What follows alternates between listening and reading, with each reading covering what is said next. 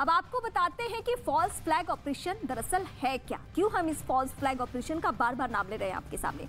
False flag operation एक ऐसी सैन्य कार्रवाई होती है जहां पर एक देश छिपकर जानबूझकर खुद की संपत्ति, इंसानी जान को नुकसान पहुंचाता है, जबकि दुनिया के सामने वो ये बताता है कि उसके दुश्मन देश ने ऐसा किया है। इसकी आड़ में ऐसा करने वाला देश अपने शत्रु देश पर हमला कर देता है। इस स्ट्रैटेजी के जरिए युद्ध शुरू करने का दोष अपने प्रतिद्वंदी यानी अपने दुश्मन देश पर डाल दिया जाता है और फिर जवाबी कार्रवाई के नाम पर युद्ध का ऐलान कर दिया जाता है। फॉल्स फ्लैग स्ट्रैटेजी का इस्तेमाल कई युद्धों में किया जा चुका है, ये इतिहास में आप पढ़ सकते हैं। इतिहास पर नजर आप डालेंगे तो कई ऐसे मौके आए हैं जहां पर फॉल्स फ्लैग स्ट्रैटेजी के तहत किसी दूसरे देशों पर हमला किया गया है। यही स्ट्रैटेजी इस वक्त कौन अपना रहा है? रूस अपना रहा है। और इस वक्त एक और बड़ी खबर हम आपको बता दें, यूक्रेन की सेना पर ड्रोन से वार हुआ है, ड्रोन से हमला किया जा रहा है। रूस की सेना ने बाकायदा एक वीडियो जारी किया है। अब दोनों ही मुल्क ये दुनिया को दिखा रहे हैं कि देखिए हम पावरफुल हैं, हम पावरफुल हैं, लेकिन नुकसान दोनों को हो रहा है। ये और बात है कि यूक्रेन का ज्यादा नुकसान हो रहा है क्योंकि उसकी सरजमी पे ये युद्ध हो रहा है। ये टॉप एंगल से तस्वीरें रूसी सेना ने साझा की है। उनका कहना है हमने ड्रोन से वार किया है, हमने ड्रोन से हवाई हमला किया है और उनका टारगेट बिल्कुल क्लियर है। टॉप एंगल से वो टारगेट पहले सेट करते हैं कि ये रिहायशी इमारत है या ऐतिहासिक इमारत है या ये कोई तेल डिपो है या कोई बिजली का कनेक्शन वाला एरिया है, टीवी टावर है, बिजली का प्लांट है। ये सब कुछ उनका पहले से मैप तैयार होता है और उसके बाद वो ड्रोन से हमला करते हैं और बाकायदा वो वीडियो बना के साझा भी करते हैं कि देखिए हमने कैसे वार किया है, देखिए हमने कैसे नुकसान पहुंचाया है। तो यूक्रेन पर ड्रोन से ये जो हमला हुआ है उसका खुद रूसी सेना ने वीडियो जारी किया है और ये वीडियो जारी करने के पीछे मकसद बिल्कुल साफ है। उनका ये मानना है कि अगर इस तरीके से हम हमले करेंगे तो शायद यूक्रेन घुटने टेक देगा, वो इस तबाही को बर्दाश्त नहीं कर पाएगा। लेकिन 21 दिनों में जो बंजर हालात हो गए हैं, जो वीरानगी छाई हुई है पूरे यूक्रेन में, उसको देखकर तो अब लगता नहीं है कि ज़ेलेंस्की के पास अब बचाने को कुछ है। तो वो यूएस में पुतिन के खिलाफ प्रस्ताव पास हो चुका है, अमेरिकी सेनेट में प्रस्ताव पास हुआ है। ये प्रस्ताव क्या है? यूक्रेन से जंग पर पुतिन की निंदा हुई है। प्रस्ताव में पुतिन को तानाशाह बताया गया है। हालांकि इससे पहले भी तानाशाह तमगा दिया गया था पुतिन को, लेकिन पुतिन को इन बातों से कोई फर्क नहीं पड़ने वाला है। अमेरिकी सेनेट में प्रस्ताव पास हुआ है और जब भी अमेरिका का रुख बहुत कड़ा होता है तो पुतिन और भी ज्यादा अग्रेसिव होते हैं। अब पश्चिमी देश अगर खुलकर बयानबाजी करते हैं, इसका सबसे ज्यादा असर यूक्रेन पर हमलों के तौर पे देखा जाता है, यानी वो और गोले बारूद बरसाए जाते हैं।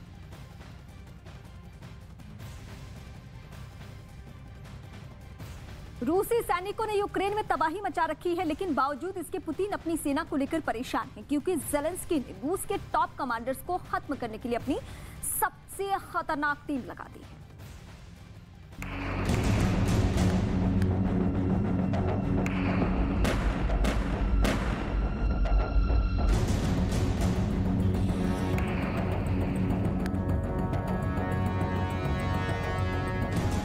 एक नहीं, दो नहीं, तीन नहीं, चार नहीं, पांच नहीं, जंग यूक्रेन युद्ध रूस के लिए इतना खतरनाक हो गया है कि व्लादिमीर पुतिन के 12 कमांडर खत्म हो चुके हैं। यूक्रेन चुन चुनकर रूस के कमांडर्स को टारगेट कर रहा है। रूस की सैन्य कमान में खलबली मचाना यूक्रेन का मकसद बन गया है। यूरोप और पश्चिमी देशों के अखबार इन कमांडर्स की तस्वीरों से पटे पड़े हैं। रूस के ऐसे बड़े बड़े जनरल मारे जा रहे हैं जिनके पास सीक्रेट ऑपरेशंस की जिम्मेदारी थी, जिनसे रूस को सबसे ज्यादा उम्मीद थी, जो जनरल फ्रंट पर मौजूद थे, और अब रूस इन्हें बहुत सस्ते में गंवाता जा रहा है। रूस में 7वीं एयरबोर्न डिवीजन के कमांडर आंद्रे सुखोवेत्स्की को यूक्रेन के स्नाइपर ने मार गिराया।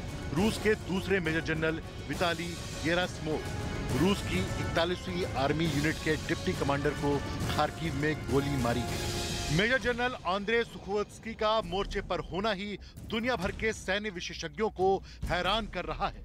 तो मेजर जनरल गेरासिमोव की मौत रूस को दूसरा बड़ा झटका कहा जाएगा। यूक्रेन के रक्षा मंत्रालय का दावा है कि उन्होंने रूस की खुफिया एजेंसी FSB के अधिकारियों की रेडियो पर बातचीत इंटरसेप्ट की है, जिससे पता चला है कि मेजर जनरल विताली गेरासिमोव लड़ाई में मारे गए।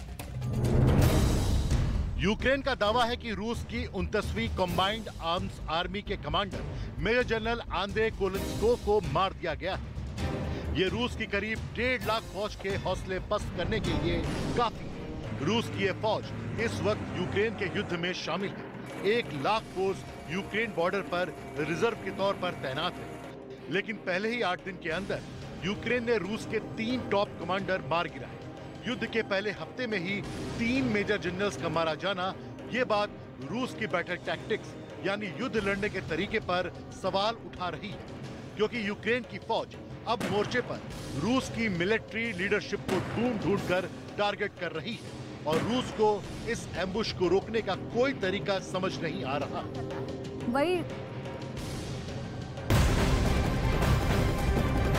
और इस बीच यूक्रेन की सेना का बड़ा दावा, रूस के हमले को नाकाम करने का दावा। खार्किव में रूसी हमला नाकाम हो चुका है। रूस के हमले को नाकाम करने का दावा किया जा रहा है यूक्रेनी सेना की तरफ से। खार्किव में रूसी हमला नाकाम हो चुका है। खार्किव वो इलाका है जहां 10 दिन पहले ही काबू कर लिया गया था रूस की तरफ से, लेकिन एक बार फिर से जब यूक्रेन ने अपनी ताकत वहां दिखानी शुरू की तो फिर वहां पे रूसी सेना अग्रेसिव हो चुकी है। यूक्रेन पर रूसी हमले लगातार जारी है। पुतिन की सेना ने यूक्रेन के खार्किव में भी रात के वक्त दोबारा भीषण बमबारी की है।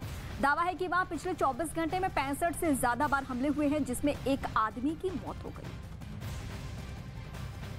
खार्किव में इन्हीं हवाई हमलों के एक वीडियो में जोरदार धमाके की आवाज सुनाई दी।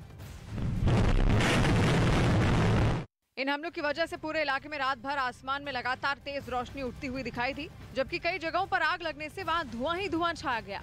रूस के इस हमले से कई इमारतें मलबे के ढेर में तब्दील हो गईं, लेकिन खार्किव में रूस की बमबारी ऐसे ही तेज नहीं हुई। यूक्रेन की सेना इस इलाके को बिना लड़े ही गंवाना नहीं चाहती। इसके लिए भारी बर्फबारी के बावजूद उसके जवान मोर्चे पर डटे दिखे। इन्होंने रूसी सेना को कड़ी टक्कर दी। इस जंग में यूक्रेन की सेना के लिए आधुनिक हथियार भी काफी मददगार साबित हुए। खेरसौन में कब्जे के बाद पहली बार रूसी सेना का काफिला कैमरे में कैद हुआ है। इस वीडियो में रूस की सेना का वाहन तेजी से हाईवे पर जाते दिख रहा है। रूस की हर गाड़ी पर जेड लिखा हुआ है। पुतिन ने यूक्रेन के खिलाफ युद्ध का सिंबल जेड रखा है।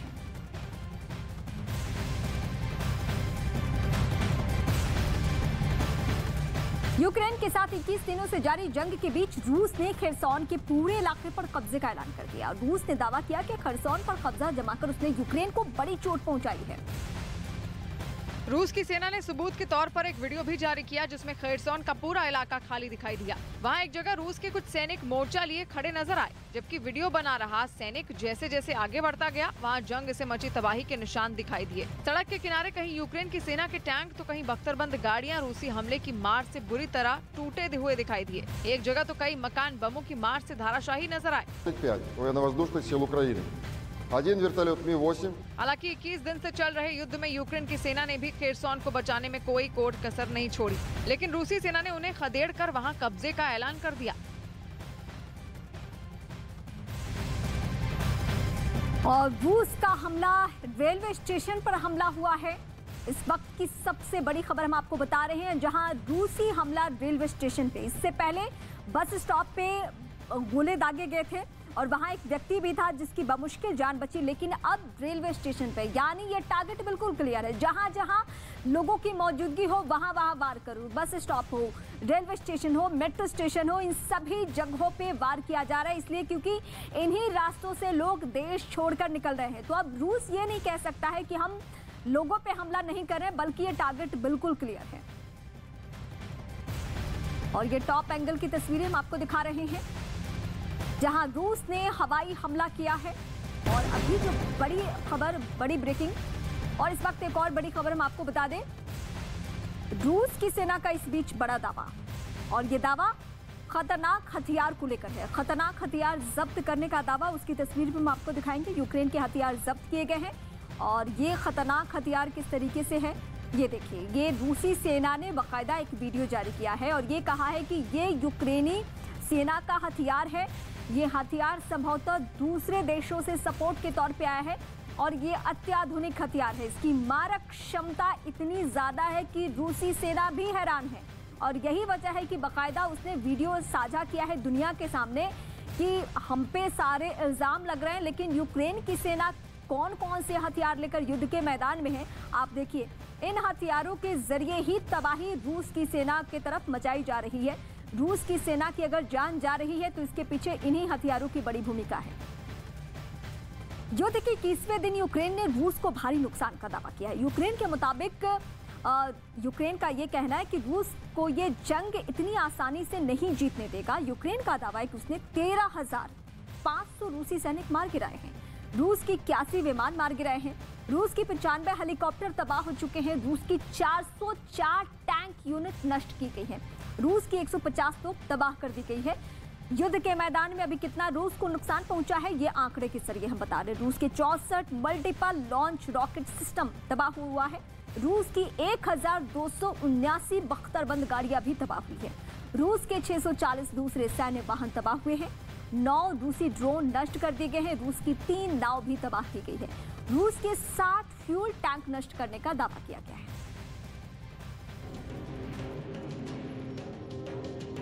राजधानी कीव के पास ब्रोवरी में हुए एक बहुत ही खतरनाक एम्बुश का वीडियो, जिसमें रूस के टैंक कॉलम पर बहुत सधा हुआ हमला किया गया। इस हमले में रूस की टैंक फॉर्मेशन को लीड कर रहे कमांडर कर्नल आंद्रे जखारोव मारे गए। जिस आर्म्ड फॉर्मेशन यानी टैंक और बख्तरबंद गाड़ियों को कर्नल आंद्रे जखारोव नेतृत्व कर रहे थे, देखिए वो फॉर्मेशन किस तरह यूक्रेन की बमबारी में घिर गई। यह हमला राजधानी कीव के 25 किलोमीटर उत्तर पूर्व में हुआ। जाहिर है कर्नल आंद्रे और उनकी फोर्स कीव की तरफ बढ़ रही थी, लेकिन 25 किलोमीटर पहले ही यूक्रेन की आर्टिलरी यानी तोपखाना पूरा प्लान चौपट कर दिया। कर्नल जखारोव आंद्रे 30 टैंकों की एक बड़ी फॉर्मेशन को लेकर कीव की ओर बढ़ रहे थे। शुरू में सब ठीक लगा, रास्ता साफ था, लेकिन ब्रोवरी शहर पहुंचने पर खतरे के बादल मंडराने लगे। ब्रोवरी कीव रोड पर जब ये टैंक एक साथ इतने करीब फासले पर मौजूद थे, तब पहले से तैयार यूक्रेन की फौज ने तोपखाने खोल दिए। यह हमला इतनी प्लानिंग के साथ किया गया कि यूक्रेन का एक ड्रोन खास इसी को रिकॉर्ड करने के लिए वहां मंडरा रहा था। स्काइबिन गांव के पास ये टैंक घिर गए। रास्ता सकरा था और मूवमेंट रुकने से पूरी टैंक फॉर्मेशन फंस गई। तभी यूक्रेन की बमबारी शुरू हो गई। इन टैंक्स पर यह हमला किसी सरप्राइज की तरह था। रूस को इसकी उम्मीद जैसे थी ही नहीं। उनके सामने आगे बढ़ने या पीछे हटने का रूट बंद हो गया। ऐसे में इसमें रूसी टैंकों के अलावा फौजियों को ले जा रही बख्तरबंद गाड़ियां भी निशाना बनी। BTR-82 और BMP के अलावा रूसी multi rocket launcher system TOS-1 भी घिर गया। T-72 टैंक की लीड में इस फॉर्मेशन पर घात लगाकर हमला किया गया। रूस के पास इसका कोई जवाब नहीं था। किसी तरह रूस की सेना पीछे हटी और आर्टिलरी रेंज से सुरक्षित फासले पर पहुंची, लेकिन इस हमले में रूस ने अपने एक कर्नल को खो दिया। ऐसे हमलों के लिए रूसी कमांडर्स की नासमझी, गलत टैक्टिक्स और खराब रणनीति बताई जा रही है। रूस की मिलिट्री लीडरशिप और उसके लड़ने के तौर तरीके पूरी तरह ऐसे एक्सपोज हुए कि व्लादिमीर पुतिन ने यूक्रेन में कमान संभाल रहे 8 कमांडर्स को मोर्चे से वापस बुला लिया। यूक्रेन बार बार दावा कर रहा है कि उसने रूस के 12,000 से ज्यादा सैनिकों को खत्म कर दिया, लेकिन निष्पक्ष स्रोत बताते हैं कि यूक्रेन में अब तक 3 से 4,000 रूसी सैनिक मारे गए हैं। हालांकि अमेरिकी स्रोत बताते हैं कि ये आंकड़ा 5,000 से ज्यादा हो सकता है। रिपोर्ट है कि युद्ध ज्यादा लंबा खिंचने पर मॉस्को से रूसी सेना को यह ऑर्डर मिला है कि बड़े अफसर मोर्चे पर जाएं, सेना को खुद लीड करें। लेकिन ये बहादुरी रूसी सेना के अफसरों की जान जोखिम में डाल रही है। 12 कमांडर्स में रूसी सेना की दूसरी लाइन के अफसर भी बड़ी तादाद में मारे जा रहे हैं।